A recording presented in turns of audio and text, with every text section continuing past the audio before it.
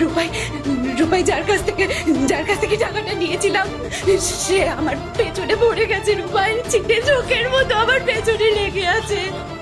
আচ্ছা ঠিক আছে, কার থেকে টাকা নিয়েছো তুমি? চুপ করে থেকো না কাকি, কার থেকে টাকা নিয়েছো বলো।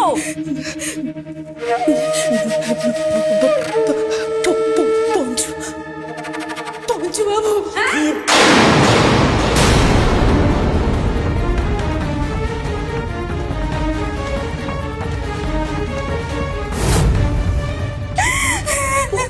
কাকি তুমি আর টাকা ধার নেওয়ার লোক পেলে না? পঞ্চুদার থেকে তোমাকে টাকা সুদে নিতে হলো?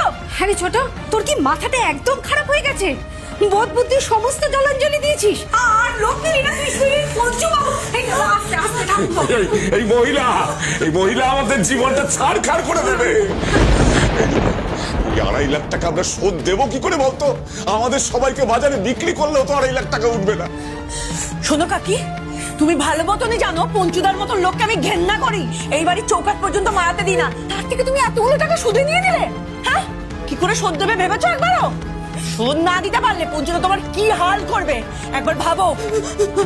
আমি কি করব বল? আমি কি করব? আমি ভেবেছিলাম ব্যবসা করলে এই সংসারটাই তো দাঁড়াবে, সংসারেরই তো উন্নতি হবে বল। রূপাই আমি বুঝতে পারিনি। রূপাই আমার খুব ভয় করছে। পঞ্চুদা সমানে টাকাটা দিয়ে যাচ্ছে, আমি কি করবো বুঝতে পারছি না। আমাকে প্লিজ বাঁচা, আমাকে বাঁচা। রূপাই তুই একমাত্র ভরসা, তুই যা করার করতে পারবি। রূপাই আমি কি করব কাকি তুমি বলো, আমি কি করব? 200-500 টাকার ব্যাপার এটা, 2.5 লাখ টাকা আমি তো একসাথে চোখেও দেখিনি কখনো। আর সুদে নিয়েছে মানে তো 2.5 লাখ টাকা নয়, ওই মোটামুটি 3 লাখ টাকার কাছাকাছি শোধ করতে হবে। আমাদেরকে তো সবসময় ঝাড়তে থাকো মা, আর নিজে এরকম একটা বোকামো কাজ করলে কি করে? পঞ্চুদার দোকান থেকে যাও 2-4টা জিনিস ফ্রিতে পেতাম, সেটাও তো বন্ধ হয়ে গেল। এই তোরা একটু চুপ করবি? আমার তো মাথা কাজ করছে না কাকা, এতগুলো টাকা শোধ দেবো কি করে? শোধ করতে হবে না রূপাই।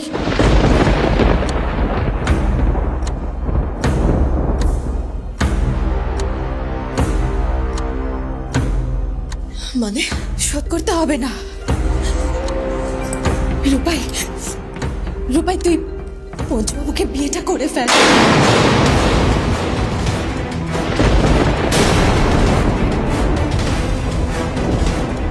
তাহলে আর কোনো টাকা শোধ করতে হবে না।